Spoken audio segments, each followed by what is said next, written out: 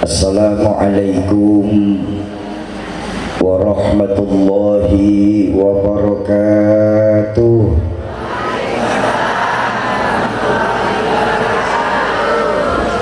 Alhamdulillahilladzi khalaqal mauta wal hayata liyabluwakum ayyukum ahsanu amala. Wassalatu wassalamu ala sayyidina Muhammadinil Mustafa wa ala alihi wa ashabihi ahlus sidqi wal wafa, amma ba'du. Qala Allah ta'ala fil Qur'anil Karim wa huwa asdaqul qailin. A'udzu billahi minasy syaithanir rajim. Bismillahirrahmanirrahim. In uridu illal islaha mastata'tu wa ma taufiqi illa billah alaihi tawakkaltu wa ilaihi unib. Wa qala Rasulullah sallallahu alaihi wasallam, man arada dunya fa'alaihi bil ilmi wa man arada al akhirah fa'alaihi bil ilmi wa man aradahuma fa'alaihi bil ilmi. Sadaqallahul azim wa sadaqa rasuluhul karim.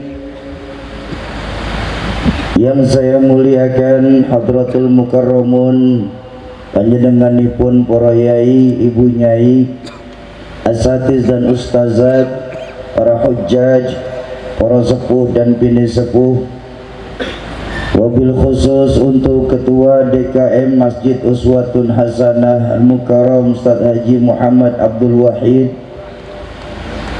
yang tadi sudah membacakan salawat dan maulid baginda Rasulullah sallallahu alaihi wasallam, Mukarram Ustaz Dio Kurniawan dan Hadrah, yang tadi sudah membacakan ayat suci Al-Qur'annya Adinda Alten Khaliyatus Suraya Fida. Semoga Allah panjangkan usia guru-guru kita, Allah tetapkan iman dan Islamnya dalam rangka menjaga semangat agama, khususnya di pelampitan tercinta kita ini. Amin ya rabbal.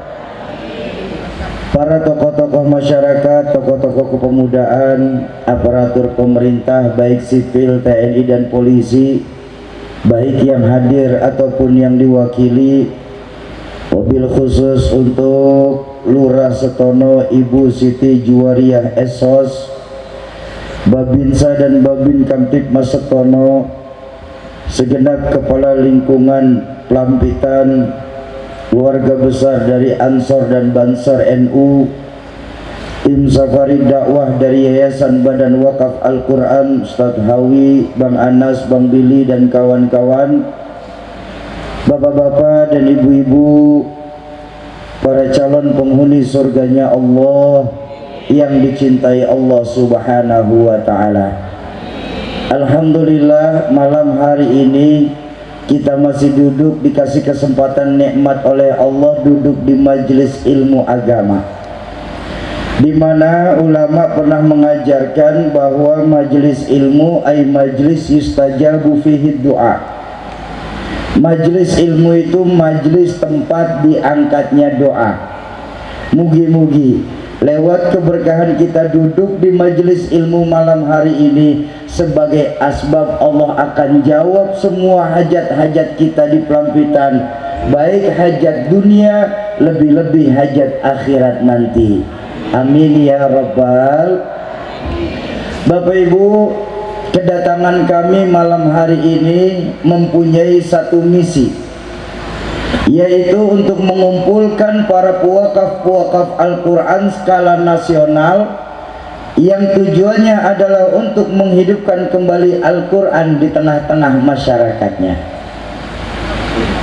Kenapa sih hal ini kami lakukan? Karena memang kita semua, saya percaya, merasakan bahwa belakangan ini kita di Indonesia pada umumnya sedang mengalami yang namanya krisis Al-Quran. Banyak dari kita umat Islam sudah tidak lagi menjadikan Al-Quran sebagai pedoman dalam kehidupan kita. Berapa banyak kita umat Islam di Ponorogo ini yang hanya menjadikan Al-Quran tidak lebih sebatas hiasan dinding rumah belaka. Dan minta maaf, minta ridho, berapa banyak dari kita di Setono tercinta ini yang hanya menjadikan Al-Quran tidak lebih sebatas mahar pernikahan saja. Dia punggi.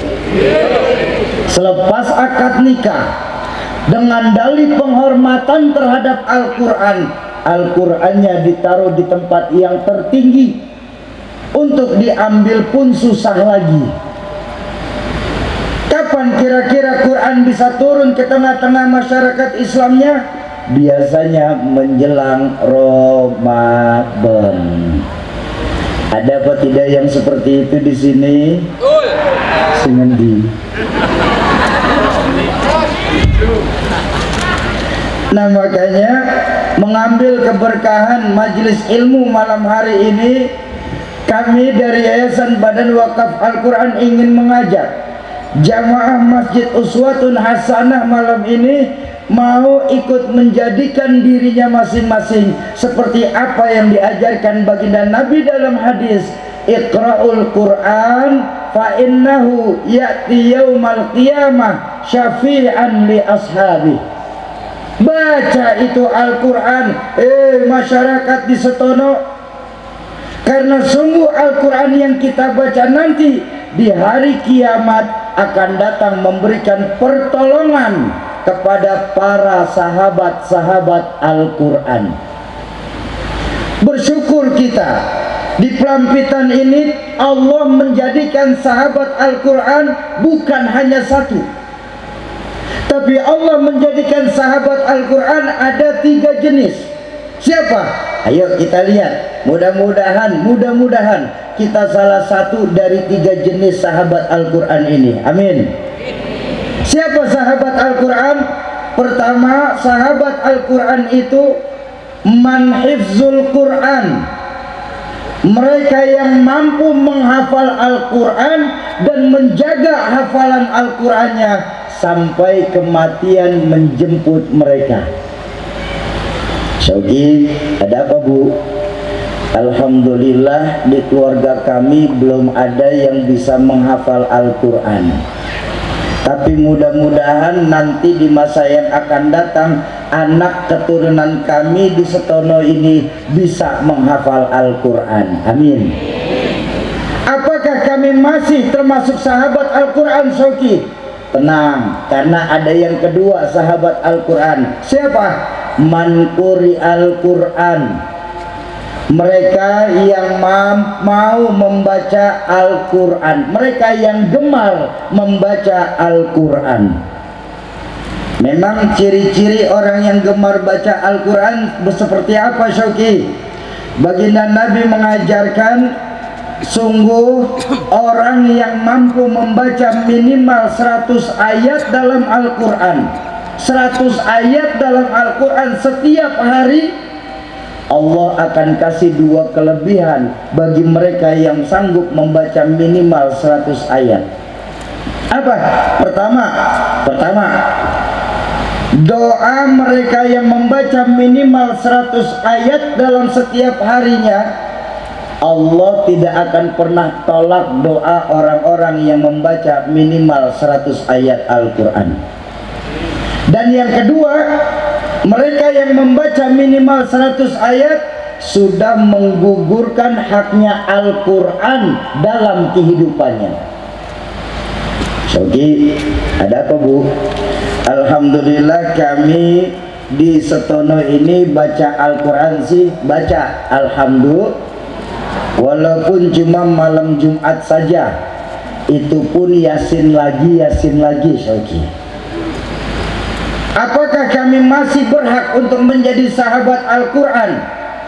Kalau memang di antara kita masih belum mampu menghafal Al-Quran, masih belum sanggup membaca Al-Quran minimal 100 ayat setiap hari, maka mulai malam hari ini jadikan masing-masing dari kita untuk menjadi sahabat Al-Quran yang ketiga. Siapa? Man uhiyal Quran. Mereka yang mau menghidupkan kembali Al-Quran di tengah-tengah masyarakatnya. Makanya malam hari ini kami ingin mengajak jamaah Masjid Uswatun Hasanah mau ikut. Sebentar, Mas minta tolong efeknya diturunin sedikit, sound system efeknya turunin dikit, terus sound monitornya juga diturunin. Iya, tes sedikit lagi, tes. Iya, sampai mana pula tadi ngomong? Tes efek. Nah, makanya kami dari Yayasan Badan Wakaf Al-Quran berharap malam hari ini jamaah Masjid Uswatun Hasanah mau ikut aktif menjadi sahabat Al-Quran, minimal menghidupkan kembali Al-Quran di tengah-tengah masyarakatnya. Insya Bapak Ibu, sebentar lagi akan ada tim kami yang mengitarkan kotak infak. Tapi jujur, saya lebih baik jujur malam hari ini di hadapan Bapak Ibu sekalian, daripada nanti di yaumil hisab saya akan mendapatkan pertanyaan tambahan dari Allah tentang infak malam ini, Pak. Tujuan infak ini bukan untuk Al-Quran, tapi tujuan infak ini adalah mutlak untuk membantu meringankan safari dakwah kami bersama Al-Quran selama kami hadir di Provinsi Jawa Timur ini. Karena memang alhamdulillah kedatangan kami dari 8 hari yang lalu sampai malam hari ini di Ponorogo tidak atas sponsor dari perusahaan manapun, juga tidak atas budi baik dari pejabat manapun. Sebab kami dari yayasan bertekad program Al-Quran ini harus benar-benar dari umat, maka insya Allah manfaatnya pun akan terasa langsung kepada umat itu sendiri. Nah, makanya Bapak Ibu, malam hari ini kami ingin mengajak Bapak Ibu, Bu, mau ikut membantu meringankan safari dakwah agama Allah untuk Al-Quran? 20 orang. Ini kan banyak, ini lebih dari 20. Mau untuk membantu meringankan safari dakwah agama Allah untuk Al-Quran? Alhamdulillah. Bawa duit? Pinten? Oh, enggak apa-apa. Alhamdulillah. Sudah dibantu pun kami alhamdulillah. Karena memang kami hadir dari masjid satu ke masjid yang lain tidak mengenakan biaya apapun kecuali siapkan saja jamaahnya. Jadi yang mau bantu meringankan safari dakwah ini biar mempercepat saja, tolong siapin dulu duitnya. Yang tidak bawa duit malam ini boleh pinjem dulu sama sebelahnya. Nek kalau duit nggak gawat, mau pinjem rodo isin, handphone boleh, handphone taruh sini. bercanda. Ayo sambil kotak infak lewat, sama-sama kita bersolawat kepada baginda Nabi. Semoga lewat keberkahan dari solawat ini Allah akan jawab, Allah akan akui kita sebagai umatnya baginda Rasulullah Sallallahu Alaihi Wasallam. Allahumma salli wa sallim wa barik alaih ya Rabbi bil Mustafa balligh maqam waghfir lana ma ya wasi'an. Ayo sama-sama ya Rabbi bil Mustafa balligh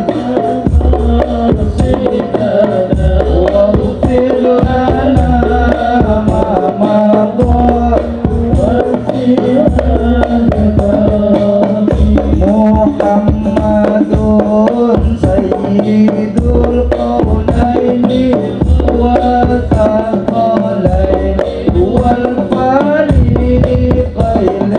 من عرب ومن عجم يا ربي بالمصطفى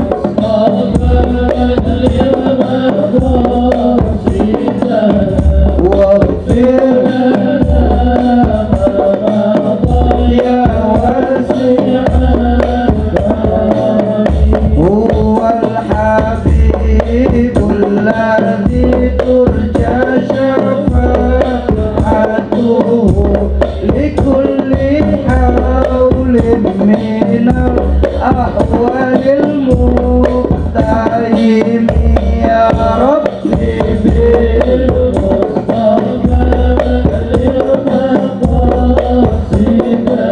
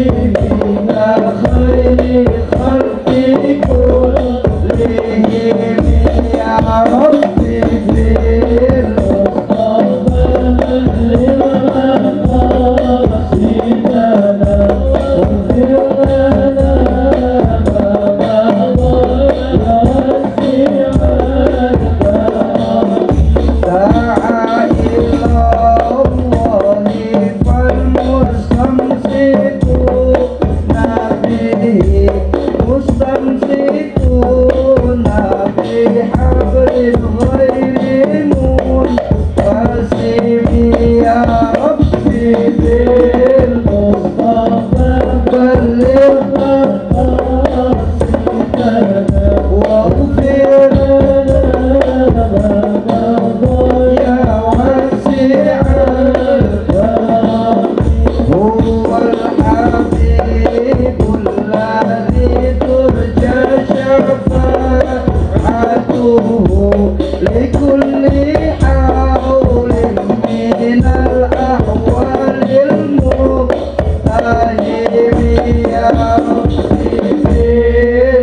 Mustafa balligh maqasidana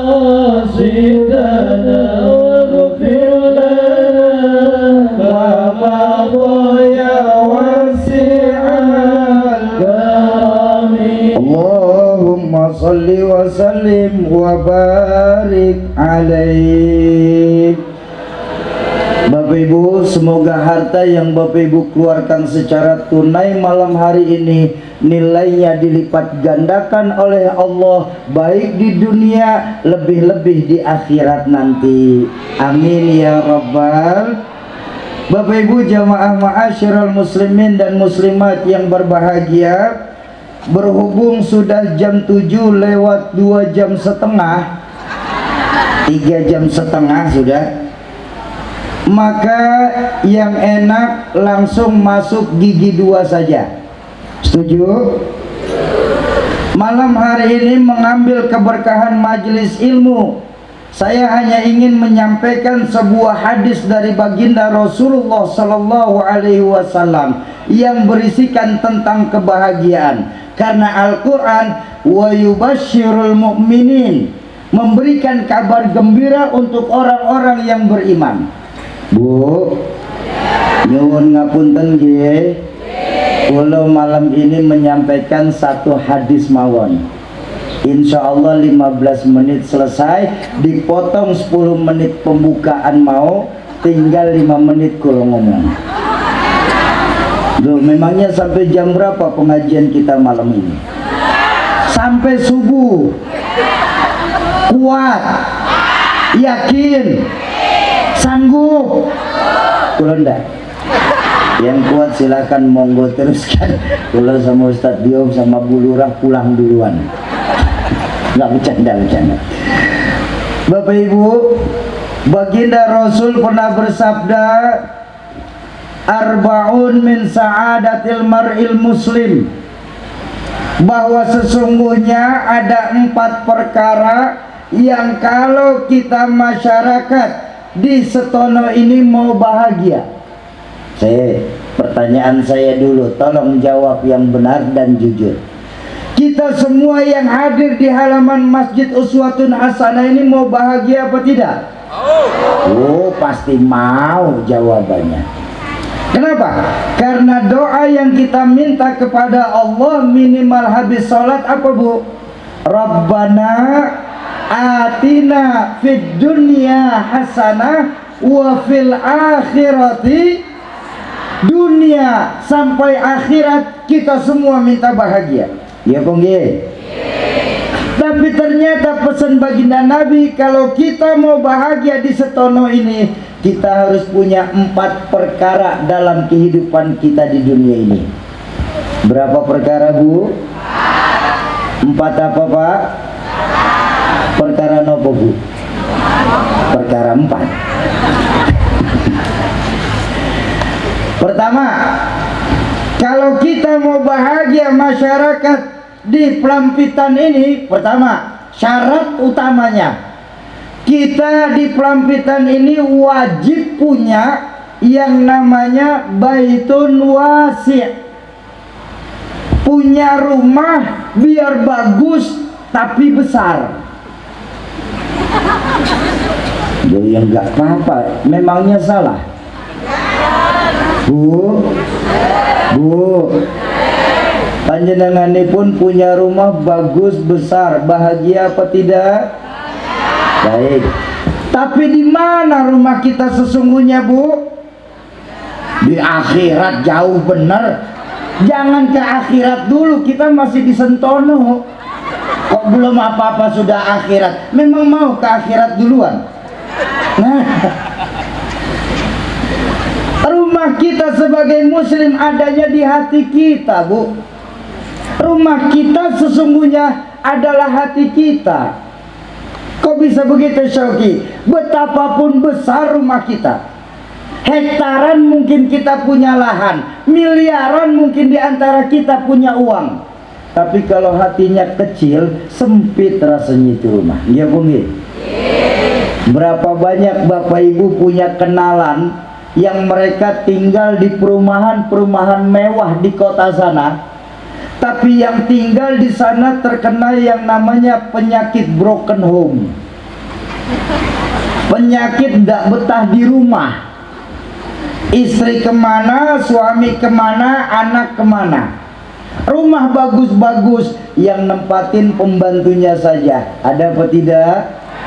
Banyak. Tapi malam hari ini saya bangga, saya saksikan secara langsung. Bu, mau kemana, pulang bareng,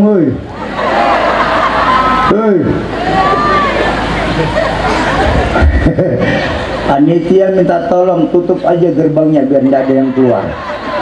Tadi katanya sampai pagi.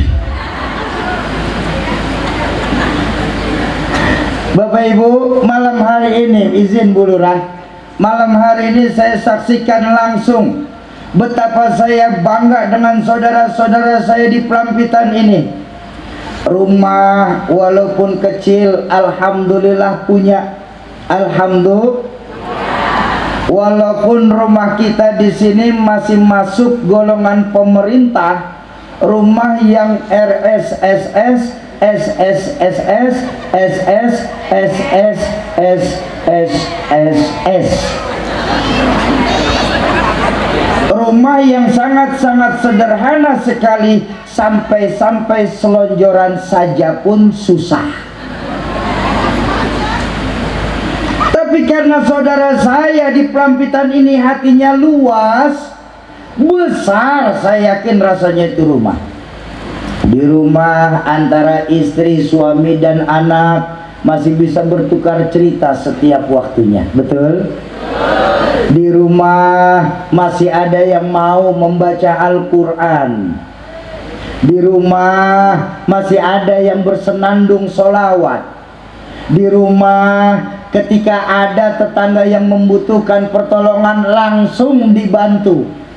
Di rumah, di sepertiga malam terakhir masih ada yang bangun untuk sunnah tahajud. Subhanallah. Kalau seperti itu, saya yakin besar rasanya itu rumah. Nggih apa nggih? Bu, kula ngerti suami ibu kan juga sering bangun tengah malam nggih. Ngapain? Nguyuh. Bikin repot malaikat. Malaikat udah siap-siap ngambil buku catatan, kirain mau tahajud, nguyuh.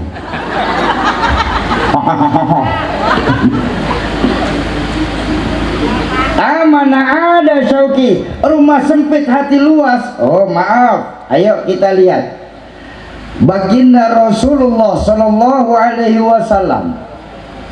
Sejarah mencatat rumah beliau tidak lebih dari 3 kali 4 meter saja, Bu. Nggak lebih dari 3 kali 4 meter. Tanya diri kita malam hari ini. Mungkin saya percaya ada di antara para jamaah malam ini yang 3 kali 4 meter baru ukuran kamarnya saja. Jadi, rumah baginda Nabi total semua luasnya hanya 3 kali 4 meter saja. Bahkan dalam riwayat diceritakan ketika beliau sedang sunat tahajud di kamar beliau, istri beliau Sayyidatuna Aisyah sampai melipat kakinya supaya baginda Nabi bisa sujud. Tapi lihat, dari rumah yang 3 kali 4 meter tersebut keluar sabda beliau yang sangat dahsyat mengajarkan kita umat Islam. Apa?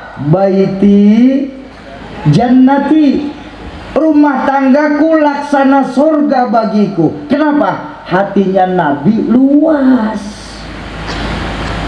Ini kadang-kadang yang bikin celaka di Pelampitan ini, sudah rumah numpang hati sempit. Kiamat sudah itu. Itu terkena 2 penyakit kata orang tua kula, Rahmatul Abrar Zainuddin MZ. Itu kena 2 penyakit, susah melihat orang senang, senang melihat orang susah. Bu, orang yang kena 2 penyakit ini insya Allah tidak bisa gemuk, Bu. Beneran ini. Lalu ngelihat orang senang susah, ngelihat orang susah seneng. Nggak boleh ngelihat tetangga dari jalan raya nenteng plastik Indomaret, meriang, bawa ke puskesmas. Sampai puskesmas dapat kabar temennya beli motor baru, diimpus. Coba bayangkan kalau temennya beli sawah, mungkin bisa mati mereka. Tersiksa oleh perasaan. Makanya syarat utama dari baginda Nabi, kalau kita mau bahagia, kita harus punya hati yang luas, merasa cukup atas apa yang Allah berikan kepada kita, tidak mudah ngiri atas apa yang sudah Allah berikan kepada orang lain, Bu.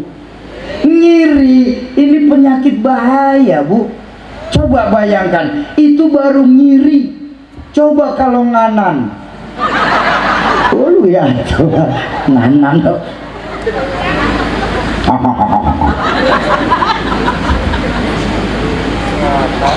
Punten nggih. Belakangan ini kita di Setono ini lebih sering mengkhawatirkan penyakit jasmani, tapi kita sering lupa ngobatin penyakit rohani. Padahal penyakit jasmani yang kita derita ini cuma menghancurkan dunia saja, tidak sampai mencelakakan akhirat. Penyakit jasmani itu jantung, Bu. Orang kena jantung kok gede lagi, Ustaz. Jangan digedein lagi monitornya. Minta maaf. Tes ya. Resiko orang terkena jantung itu apa sih? Ayo, Resiko terbesar dari orang yang kena jantung apa?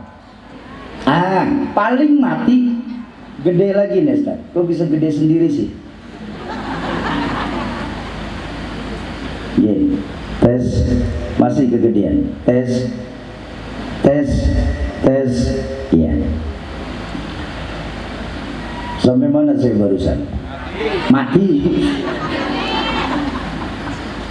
Kalau begitu apa bedanya jantung sama penyakit lain? Gagal ginjal mati, diabetes mati, tidur pun bisa mati kalau di tengah jalan. Yuk, kalau tidak percaya monggo silahkan coba nanti. Penyakit jasmani resikonya cuma mati. Belum pernah kalau ngaji sama guru-guru kalau Mbah Yai, nanti para penghuni neraka ketika ditanya, Mas, kenapa jenengan bisa masuk neraka? Tumor Pak. Tumor nggak akan mampu menjebloskan kita ke dalam neraka. Nggih apa nggih? Tapi kalau penyakit jasmani yang kita derita, naudzubillah, dunia kita dijauhkan, akhirat kita akan dimintakan pertanggungjawaban di hadapan Allah Qadir Rabbul Jalil. Pelit. Apa pelit di sini? Medit. Cetil. Cetil. Saya tanya, ada nggak jamaah uswatun hasanah yang senang sama orang cetil? Ada apa tidak? Nggak ada. Walaupun kadang-kadang panjenenganipun juga suka cetil. Tapi nggak ada dari kita yang senang berkawan dengan orang yang punya sifat cetil. Cetil di dunia kita dijauhkan, di akhirat nanti kita akan dimintakan pertanggungjawaban di hadapan Allah Qadir Rabbul Jalil. Makanya ayo lewat wakaf Al-Quran, momentum wakaf Al-Quran ini perluas lagi hati kita, ya, merasa cukup atas apa yang Allah berikan kepada kita, tidak mudah ngiri atas apa yang sudah Allah berikan kepada orang lain. Kuncinya di mana? Tambah lagi syukur kita kepada Allah Subhanahu. Itu yang pertama. Kalau kita mau bahagia, kita harus punya hati yang luas. Yang kedua, kalau kita mau bahagia, pesan baginda Nabi apa? Yang kedua, mohon maaf Bu, karena baginda Nabi seorang laki-laki, maka hadis yang keluar dari baginda Nabi itu yang kedua, kalau kita mau bahagia Pak, kita harus punya zaujatun sholihah, punya istri biar cakep asal taat Pak. Iya bukan nopo-nopo toh Pak. Kalau istri Bapak di rumah sudah cakep terus taat, saya kasih tahu Pak, kalau belum mati jangan dikubur Pak.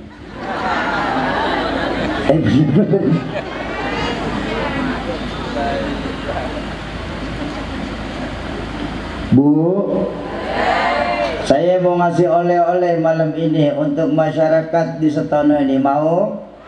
Saya mau ngasih oleh-oleh untuk jamaah Masjid Uswatun Hasanah yang perempuan, mau? Oleh-olehnya adalah sebuah kalimat yang diajarkan oleh Sayyidina Umar bin Khattab.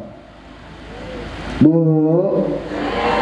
Sayyidina Umar pernah mengajarkan setiap perempuan pasti bisa menjadi seorang istri. Setiap perempuan pasti bisa menjadi istri.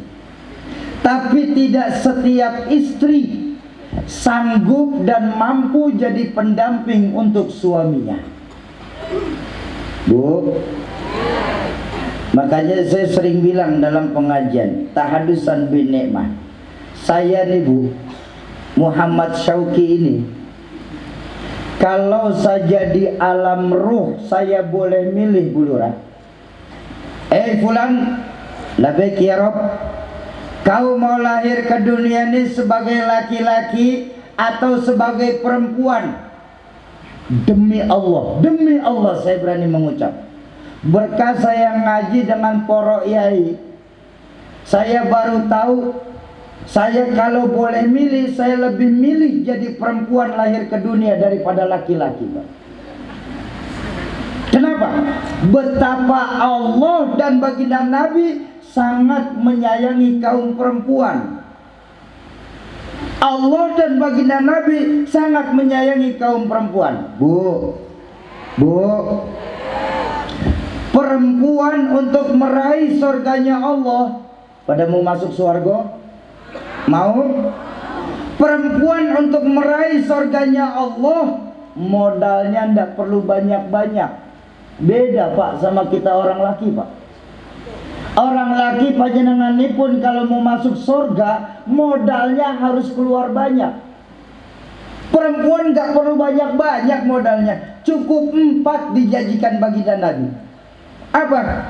Idza shalat khamsaha wa shauma syahraha wa hafizat farjaha wa ta'at zaujaha fadkhulil jannah mil ail babi syi'ti. Seorang perempuan, perempuan yang apabila perempuan tersebut sholat 5 waktu, ngapunten nggih, ibu-ibu pada sholat 5 waktu apa tidak? Alhamdulillah, 1 Pak, modalnya sudah tercapai ibu-ibu di Setono ini. Yang kedua, perempuan tersebut wasauma syahroha, berpuasa saat bulan Ramadan. Ibu pada puasa Ramadan? 2 sudah, alhamdulillah. Yang ketiga, perempuan tersebut wahafizat farjaha, menutup auratnya saat keluar rumah. Ibu-ibu kalau keluar rumah nutup aurat? Ya kan nggak mungkin telanjang keluar rumah tuh. Mesti walaupun belum sempurna, tapi kan minimal kita tutup auratnya, ya Pongge. Berarti perempuan di sini sudah 3 syaratnya tuh. Cepat apa tidak?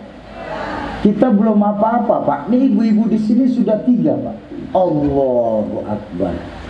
Ini perempuan di sini terbukti calon penghuni surga semua. Kenapa? Kita orang laki belum apa-apa, di sini ibu sudah 3 loh Pak. Dan yang keempat, perempuan tersebut wa ta'at zaujaha, mereka taat sama suaminya. Taat apa tidak?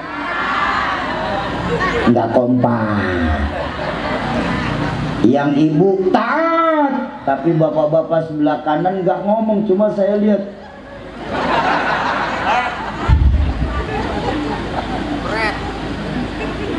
Bu,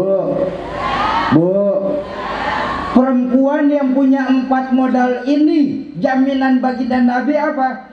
Fadkhulil jannata min ayyil babi syi'ti. Silakan kalian perempuan yang punya 4 modal ini masuk pintu surga yang mana kalian hendak masuki. Kira-kira mudah apa susah? Mudah nek kalau ngomong. Bu,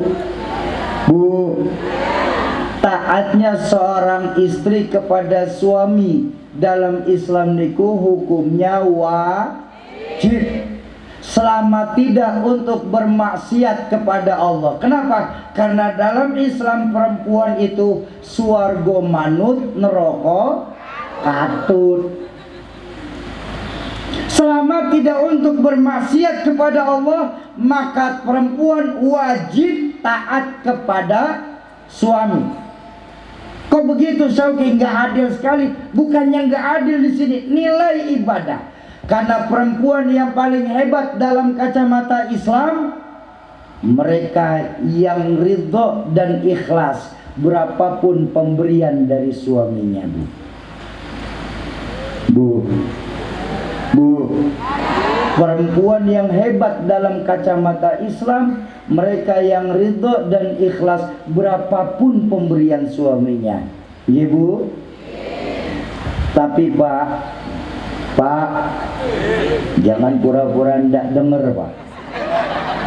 Karena laki-laki yang paling hebat dalam kacamata Islam, mereka yang royal dan boros kepada istrinya Pak.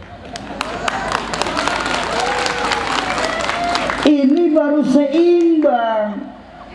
Maaf Pak, nih sekarang bapak-bapak saya ngomong. Pak, kita kan orang laki lebih sering egois sama istri kita. Nggih apa nggih Bu?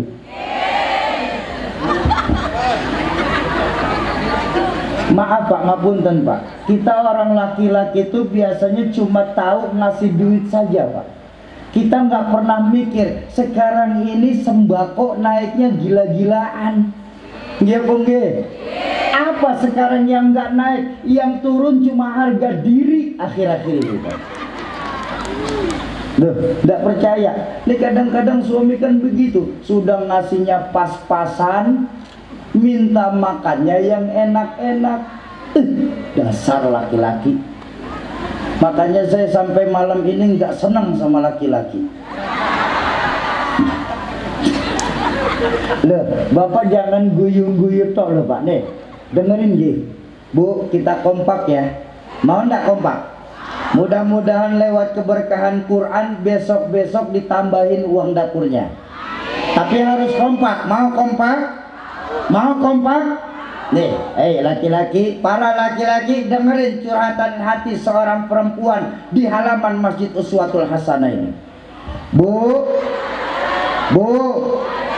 listrik naik apa tidak? Beras naik apa tidak? Gula, garam, daging, susu.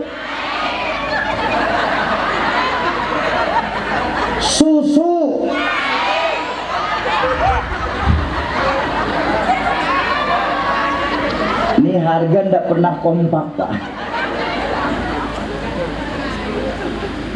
Tapi saya yakin dan saya percaya kaum perempuan di sini insya Allah soleh dan solehah. Amin ya rabbal alamin.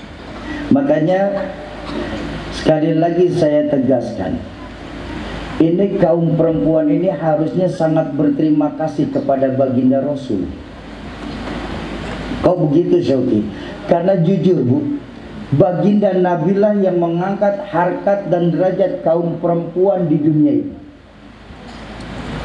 Dulu sebelum baginda Nabi hadir di dunia ini, nasib perempuan itu menyedihkan dan memilukan.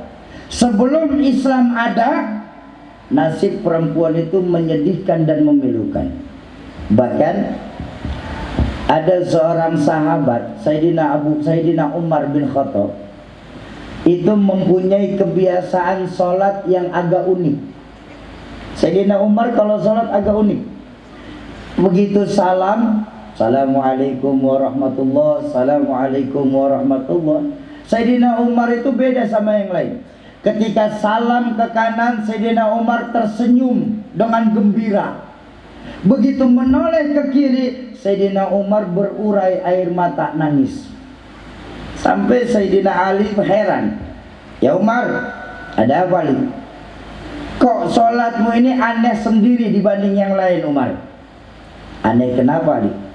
Kalau kau begitu salam ke kanan kau tersenyum, tapi begitu kau menoleh ke kiri kau menangis. Ada apa rupanya?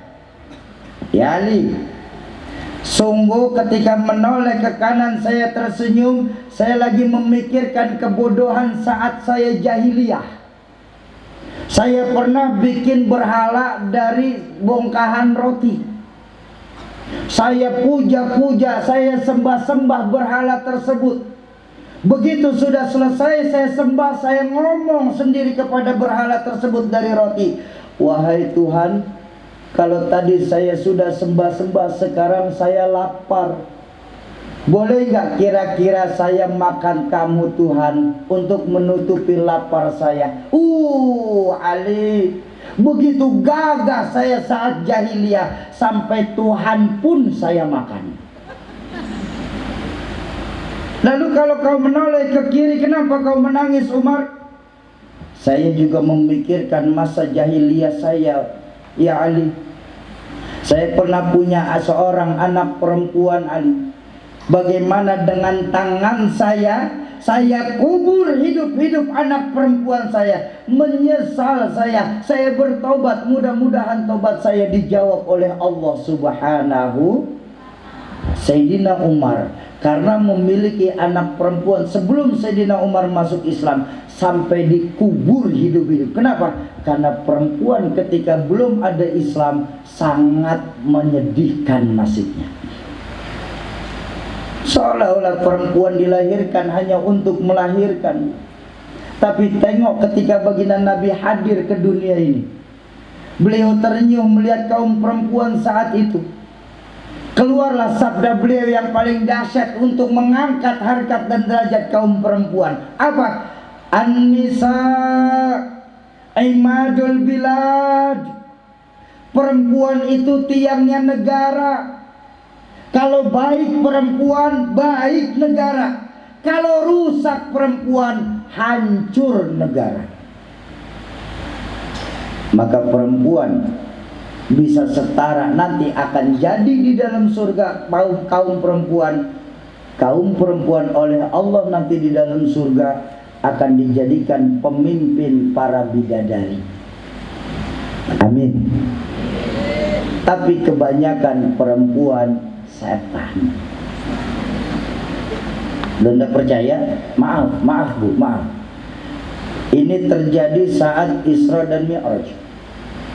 Ketika baginda Nabi kembali dari Mi'raj, beliau berkumpul sama para sahabat.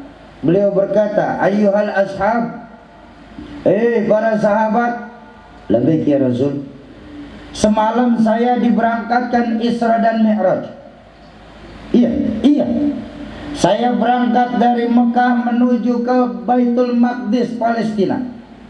Terus saya diberangkatkan lagi ke Aras bertemu dengan Allah Subhanahu wa ta'ala. Alhamdulillah ya Rasul. Kemudian saya mendapatkan perintah sholat untuk saya dan umat Islam lakukan. Kemudian ya Rasul, alhamdulillah saya dikasih kesempatan melihat surga dan neraka. Begitu mendengar kalimat surga dan neraka, ada sahabat bertanya, izin ya Rasul, biarkan saya bertanya, ada apa fulan? Ya Rasul, benar engkau dikasih kesempatan melihat neraka? Iya. Saya ingin tanya ya Rasul, siapa ya Rasul yang paling banyak menghuni neraka saat itu ya Rasul?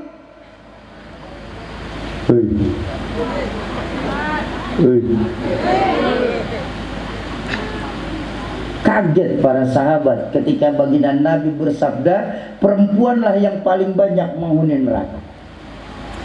Apa perempuan itu tidak sholat? Sholat. Apa perempuan tersebut tidak baca Quran? Baca Quran. Apa perempuan tersebut tidak mau datang ke majelis taklim? Oh maaf Pak, rajinan perempuan majelis taklim daripada kita laki-laki Pak. Iya Ibu? Tengok aja seragamnya Pak. Senin lain, Rabu lain, Kamis lain. Kalau memang perempuan tersebut sholat, baca Quran, rajin hadir ke majelis ilmu, tapi kenapa ya Rasul kok banyak kaum perempuan banyak menghuni neraka? Nabi menjawab pertanyaan tersebut, berlinang air mata beliau karena memikirkan kaum perempuan di neraka.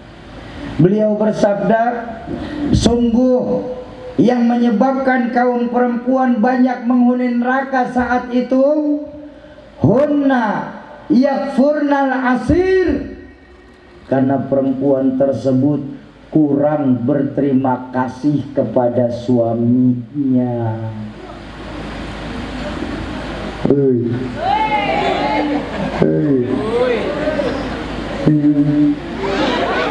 Tapi ini saya cerita, sekarang ini perempuan Jakarta yang kayak begitu di Jakarta.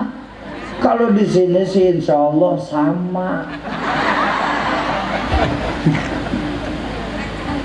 Nah, Bapak Ibu jamaah ma'asyiral muslimin dan muslimat, para calon penghuni surganya Allah yang dicintai Allah Subhanahu wa taala. Nah, maksud konteks punya istri yang solehah adalah kalau kita mau bahagia di setono ini, kita harus punya pasangan soleh dan solehah, Pak. Kenapa? Dengan menjadikan diri kita pasangan yang soleh dan solehah ini, insya Allah akan melahirkan generasi-generasi muda yang soleh dan solehah juga di setono ini, insya. Makanya Bu, tugas ibu itu lumayan berat Bu. Baginda Nabi itu mengajarkan tugas perempuan itu al-bai al-umu madrasatul ula. Rumah pesantren pertama buat anak-anak kita itu adalah orang tua, terutama ibu. Sampai untuk urusan perempuan, baginda Nabi sampai mengulang-ulang, ya Rasulullah, ya, siapa orang yang paling harus saya taati ya Rasul? Ibumu. Nih, bukti baginda Nabi sayang dengan kaum perempuan. Lalu siapa lagi setelah itu ya Rasul? Ibumu. Kemudian siapa lagi ya Rasul? Ibumu. Setelah itu siapa lagi ya Rasul? Bapakmu. Deh, kita kalah hitungan, Pak. Bayangkan, ibu 3 kali disebut, kita bapak berapa kali? Udah kalah hitungan, Pak, kita sama perempuan, Pak. Ibu 3, bapak 1. 1 bapak. Ini salah ngitungnya, salah. Cari untung aja panjenengan itu.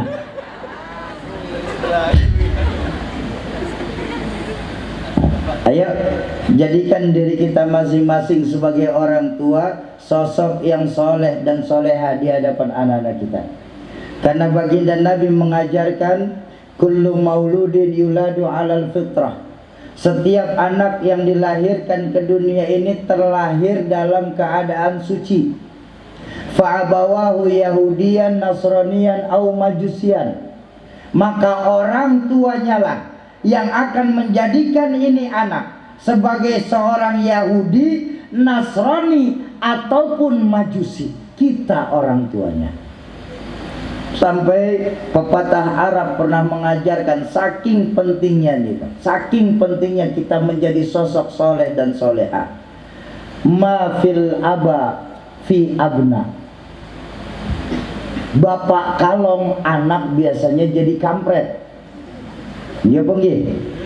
Kalau bapak nyolong, anak ikutan nyopet. Fotokopi itu bagaimana asli, Pak? Jangan pernah kita berharap punya anak yang soleh dan soleha kalau kita orang tua sendiri tidak bisa bersikap soleh dan soleha di hadapan anak-anak kita. Mimpi, mohon maaf, saya berani berkata, mimpi kita di setono ini, di Pelampitan ini, punya generasi muda yang Qurani. Sedangkan panjenengan ini pun sedoyo nggak senang baca Quran di hadapan anak-anaknya. Dan maaf, saya minta maaf, jangan berharap masjid uswatun hasanah akan dipenuhi oleh anak-anak muda sholat berjamaah kalau saja kita orang tua enggak mau bawa anak kita untuk sholat berjamaah di masjid kita. Ini kan sedih melihat masjid kita sekarang. Masjid kita sekarang ini enggak ubahnya seperti museum. Tahu museum? Tahu museum, Pak? Tempat penyimpanan barang-barang antik yang isi masjid uswatun hasanah rata-rata 50 tahun ke atas, Pak. Barang antik, apkiran sudah. Sementara anak-anak mudanya kemana? Anak-anak mudanya asik cari warung-warung kopi yang ada di pinggir jalan. Ini loh, Pak. Akibat apa? Akibat keteledoran kita untuk mendidik anak-anak kita secara agama. Sekarang sudah tidak bangga lagi kita. Ngapain kamu masuk pesantren, nak? Paling nanti ujung-ujungnya jadi ustadz tahlil. La haula wala quwata illa billah. Kita sekarang lebih bangga anak-anak kita pandai berbahasa Inggris, was wis was. Kita lebih bangga anak-anak kita mampu joget TikTok daripada kita melihat anak kita pandai membaca Al-Quran dan menghidupkan sholat berjamaah. Bu, saya punya contoh. Pakai contoh saja biar mudah dipahami. Mudah-mudahan contoh saya tidak terjadi di Pelampitan tercinta ini. Amin. Yang saya mau contohin begini. Umpama terjadi kebakaran tepat di samping rumah panjenenganipun Sitoyo. Api membesar. Kita di dalam tidak tahu di samping rumah kita terjadi kebakaran. Masyarakat Pelampitan teriak dari luar, Pak, Bu, kebakaran, ayo keluar, selamatkan barang-barang yang bisa diselamatkan. Karena kita di dalam, kita kedengeran sayup-sayup, apa ini kebakaran? Nengok dari jendela, benar, di samping rumah api sudah membesar. Karena panik, kita beresin barang-barang yang bisa kita bawa keluar. Kan biasanya begitu, ya? Lagi asik ibu beresin barang supaya bisa dibawa keluar, ibu lihat anak bapak ibu lagi tertidur pulas di kamarnya. Kira-kira apa yang bapak ibu lakukan ketika di samping rumah terjadi kebakaran, anak malah asik tertidur? Apa yang panjenenganipun lakukan? Bangunin. Baik. Kalau tidak mau bangun, gemblok, gendong, benar. Baik, alhamdulillah. Berarti yai jawabannya sama di semua tempat saya tanya. Cuma yang jadi masalah begini, Bu. Kalau untuk urusan api dunia, bapak ibu mau bercapek-capek, berpeluh-peluh gendong anaknya supaya nggak kebakar api dunia. Lalu kenapa untuk urusan api neraka, bapak ibu tidak ada yang mau bercapek-capek, berpayah-payah gendong anaknya untuk menyelamatkan masuk ke dalam neraka?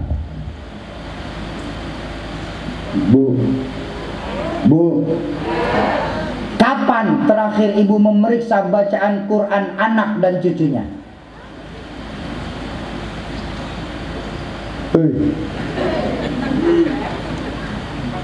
Kapan bapak sholat berjamaah di uswatun hasanah, anak cucu beriring sejalan dengan bapak? Kita nggak pernah peduli pendidikan agama anak-anak kita. Kita bangga anak kita mempunyai titel yang panjang, S1, S2, S3, SD, SMP, PMP.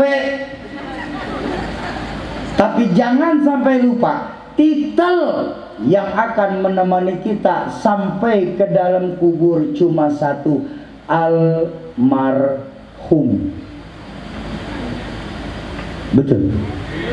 Makanya tadi hadisnya diputar dalam video saya sebut, idza mata ibnu adam in qata'a amaluhu illa thalathin.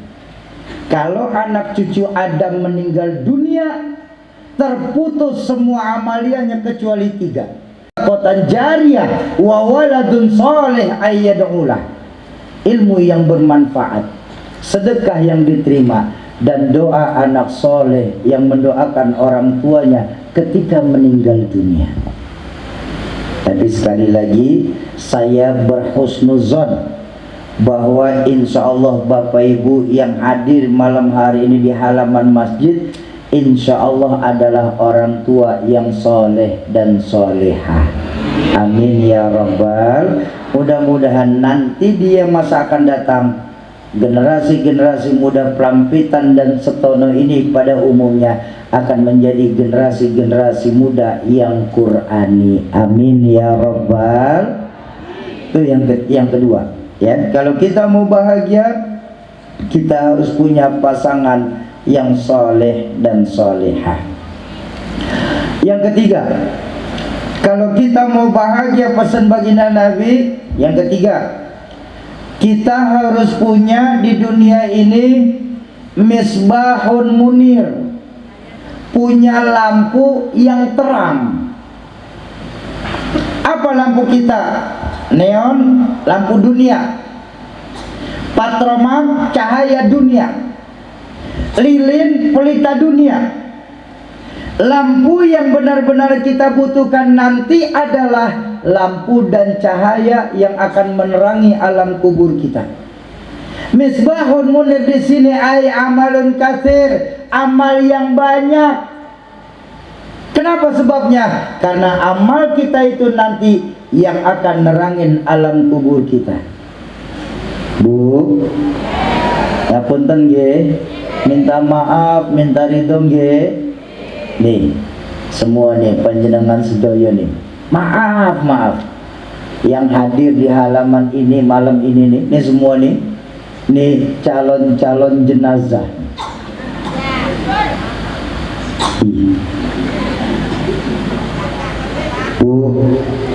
Bu, bakal mati enggak? Mati enggak? Mati. Bapak-bapak nih, sebentar ada yang protes. Syauki ngomongnya kasar. Mati. Kita nih manusia, Syauki, bukan hewan. Masa hewan manusia disebutnya mati? Jadi salah. Betul? Yang benar apa? Mati apa meninggal? Berarti ibu cuma datang doang ke majelis taklim, nggak pernah dengerin ustazah yang ngajar. Ayo kita baca sama-sama. Inna sholati wa ma stop. Mati apa meninggal? Mati. Nggak boleh bacaan sholat wa ma meninggal, nggak boleh.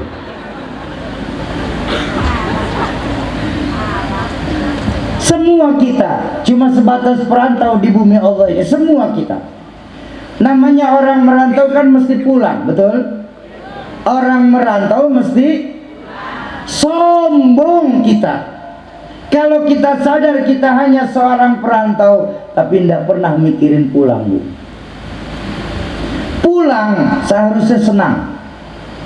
Pulang harusnya girang. Contoh, selepas pengajian wakaf Quran, Bapak Ibu pulang ke rumah masing-masing. Senang apa tidak? Kenapa senang? Pulang, bisa tidur, copot kerudung, ganti daster. Bapak-bapak saya bisa ngopi di rumah, betul? Terbukti orang pulang pasti. Dulu waktu masih sekolah, kalau masih ingat, di kelas ada guru galak sekali. Pas pelajaran beliau ada pengumuman dari kepala sekolah, Bapak guru nggak masuk kelas, anak-anak boleh pulang. Hore! Senang apa tidak? Kenapa senang? Pulang. Terakhir, selesai hidup di dunia, kita pulang kepada Allah. Pulang. Senang apa enggak? Nggak konsekuen. Mau bilang senang takut nanti subuh.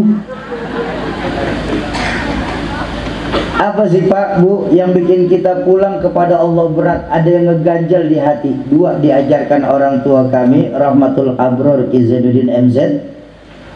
Pertama, hubud dunia wa karahiyatul maut. Kita terlalu cinta sama urusan dunia ini, berakar dunia di hati kita, sehingga timbul saat berpisah, maka pasti percayalah akan terasa berat untuk kita. Bahkan saking beratnya urusan dunia, baginda Nabi itu pernah mendapatkan teguran dari malaikat Jibril alaihissalam. Saking sayangnya malaikat Jibril kepada baginda Nabi ditegur. Tapi ulama sepakat, teguran malaikat Jibril ini merupakan kias, karena pengen negur kita umat Islam. Memang kenapa Syauki? Baginda Nabi maksum, liyaghfira lakallahu ma taqaddama min dzanbika wa ma ta'akhkhar. Hei Muhammad, dosamu yang dulu, yang sekarang, atau yang akan datang, itu pun kalau ada, sudah bebas ampunan dari Allah. Beliau maksum. Nah makanya teguran malaikat Jibril ini adalah untuk kita umat Islam. Memang ditegur apa baginda Nabi saat itu? Ya Muhammad, Isma syi'ta fa innaka mayyitun. Muhammad, silahkan kau berbuat sekehendak hatimu Muhammad. Kau mau cinta harta, mau cinta jabatan, mau cinta apapun, silahkan berbuat sekehendak hatimu Muhammad, berbuat sekehendakmu Muhammad. Tapi ingat baik-baik Muhammad, fa innaka mayyitun, bahwa sesungguhnya engkau pasti akan jadi mayat juga nantinya Muhammad. Allahumma salli ala Sayyidina Muhammad. Makanya teguran malaikat Jibril ini selaras dengan hadis baginda Nabi mengendikan, ad-dunya sijnun lil mu'minin wa jannatun lil kafirin. Dunia itu penjara buat kita orang beriman, tapi surganya buat orang kafir. Namanya tinggal di dalam penjara, ada hal, jangankan di dalam penjara, nah kita saja di lingkungan warga ada yang namanya rukun tetangga, betul atau betul? Ada aturan main Pak RT bikin tuh Pak, tamu 2 kali 24 jam wajib lapor kepada RT setempat. Itu aturan. Apalagi kita bicara agama. Makanya saya nggak habis pikir ketika masih ada orang Islam sendiri berkata Islam itu agama yang terlalu banyak larangan. Islam nggak cocok tinggal di era digitalisasi sekarang ini. Islam agama yang ketinggalan zaman, maka harus ada pembaharuan dalam Islam. Na'udzubillah tsumma na'udzubillah. Oh, Islam itu zaman ontak gigit besi. Sekarang zamannya handphone gigit kuota. Bukan Islamnya yang banyak larangan, Bu. Malah kalau buat saya, dalam Islam hampir tidak ada larangan. Kalaupun ada larangan dalam Islam itu cuma satu. Apa? Yang dilarang sama Allah kan satu loh. Siapa bilang Islam banyak larangan? Oh, kok bisa begitu Syauki? Karena masih banyak dari kita yang melihat larangan itu satu persatu. Ini dilarang, itu dilarang, ini tidak boleh, itu tidak boleh. Makanya Islam jadi agama larangan. Kalau saya permudah, karena saya ngaji sama Yai, bahwa baginda Nabi itu kalau untuk urusan umat, yassiru wala tu'assiru. Kalau bisa yang mudah, kenapa mesti dipersulit untuk penjelasan? Kalau buat saya, apapun yang dilarang sama Allah, haram hukumnya kita umat Islam jalankan. Kan cuma satu larangan itu. Apa sih yang mau kita rebutin di dunia? Betul? Jangan sampai kita mati-matian. Ini maksud saya. Jangan sampai kita mati-matian untuk sesuatu yang tidak bisa kita bawa mati nanti. Bukannya kita nggak boleh cinta dunia, boleh. Al-Imam Ibnu Athaillah sendiri mengajarkan, ini dunia, ambil yang kalian perlu, nikmati yang boleh. Sebisa mungkin kalian umat Islam jangan sampai gagal di dunia ini. Ya Allah, seolah-olah lewat ajaran Imam Ibnu Athaillah, Islam itu mengajarkan begini. Umat Islam, kalian jangan jadi orang yang bodoh.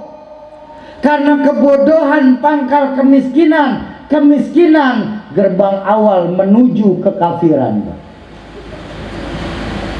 Jangan sampai kita gagal di dunia ini.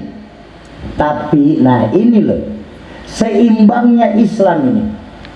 Kalaupun kita sampai gagal di dunia, jangan putus asa dari rahmat Allah. Kenapa?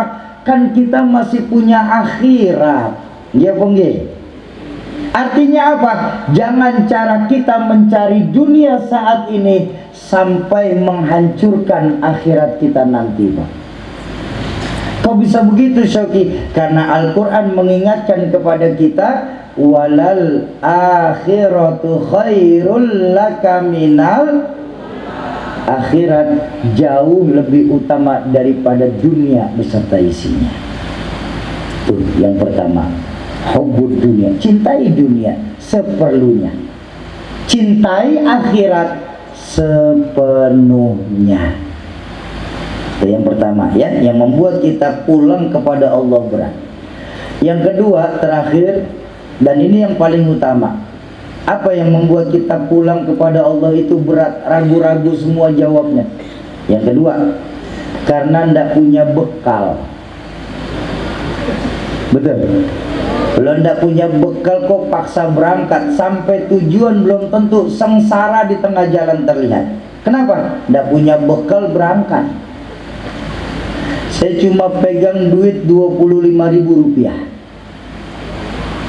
Pengen saya dengan modal 25.000 rupiah hendak pulang ke Jakarta. Kira-kira sampai apa tidak?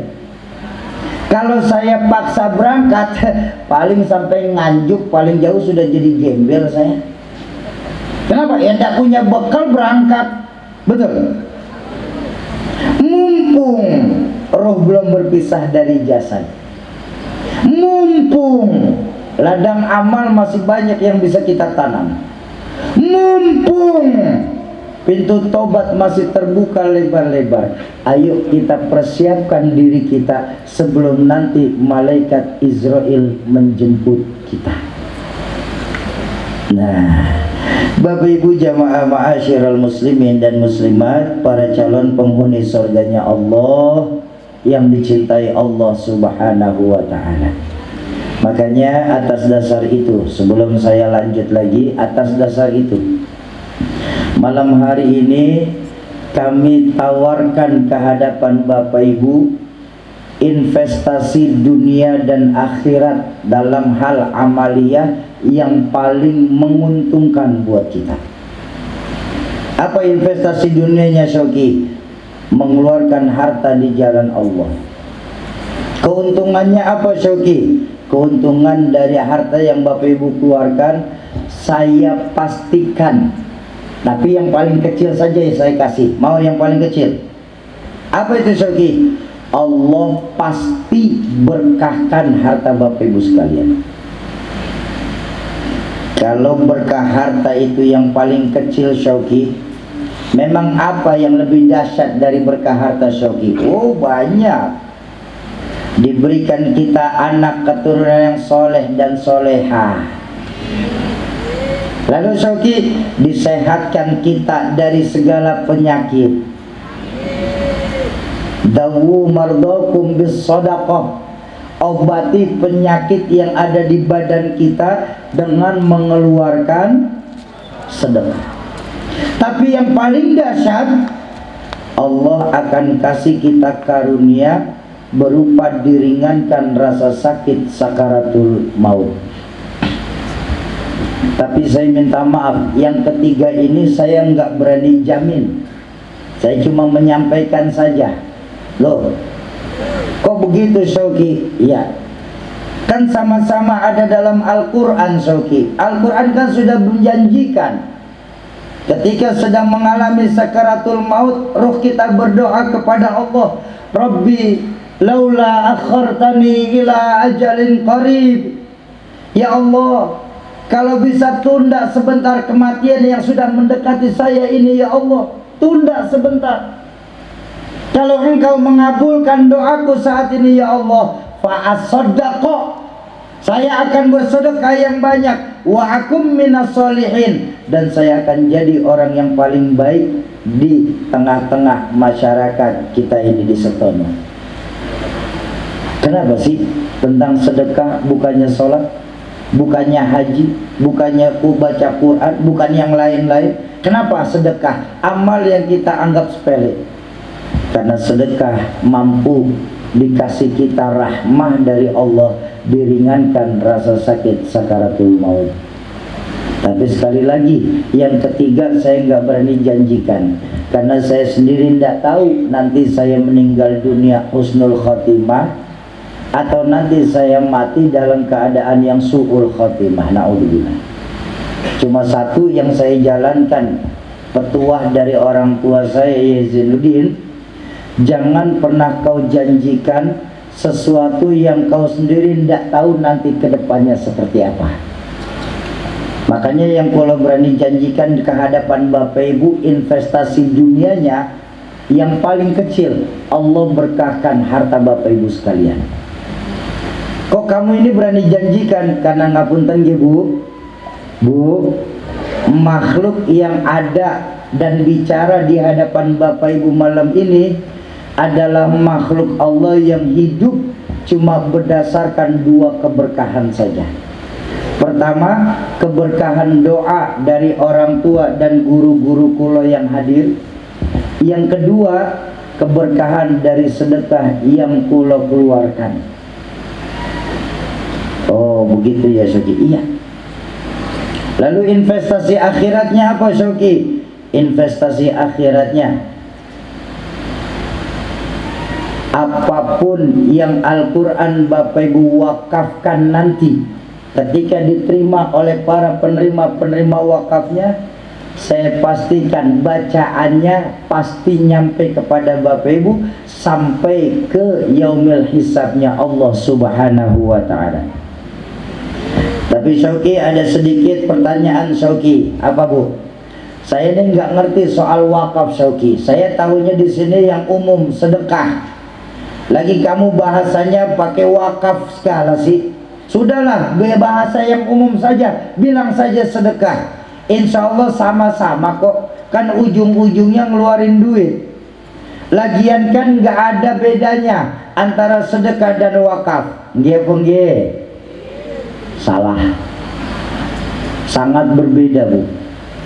Bapak Ibu bersedekah, dititipkan ke masjid, oleh masjid ditambahkan fasilitas biar jamaah nyaman untuk ibadah. Pahalanya memang sama, pahalanya sama ya, biar jamaah nyaman ibadah, pahalanya sama. Apapun yang jamaah lakukan di dalam masjid, Bapak Ibu kebagian pahalanya. Itu pahala orang yang membantu orang lain dalam melakukan kebaikan, pahalanya sama seperti orang yang melakukan kebaikan itu sendiri. Tapi nilai pahala sedekah ini hanya berjalan ketika barang yang Bapak Ibu sedekahkan masih terpakai di uswatun hasanah.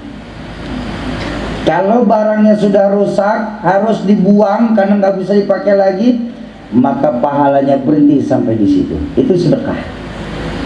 Lalu kalau wakaf Syauki, nah ini dasarnya wakaf. Wakaf yang didasari dengan akan. Apalagi kita bicara Al-Quran loh Bu. Betapapun Al-Quran yang Bapak Ibu wakafkan nanti, setahun, 2 tahun, 5 tahun yang akan datang, mungkin hilang tertelan waktu, mungkin sobek, mungkin juga lapuk karena usia. Tapi selama hafalan yang menerima wakaf Al-Quran Bapak Ibu masih berjalan, maka pahalanya pun akan tetap berjalan sampai nanti di hadapan Allah di yaumil hisab. Nah makanya ngapunten, yang membedakan antara sedekah dan wakaf, sedekah nggak perlu akan, wakaf wajib berakan. Nah makanya sekali lagi dengan kerendahan hati kami ingin mengajak jamaah Masjid Uswatun Hasanah malam hari ini mau membantu saudara-saudara kita di pedalaman-pedalaman Indonesia ini untuk baik mereka memiliki mushaf Al-Quran atau paling tidak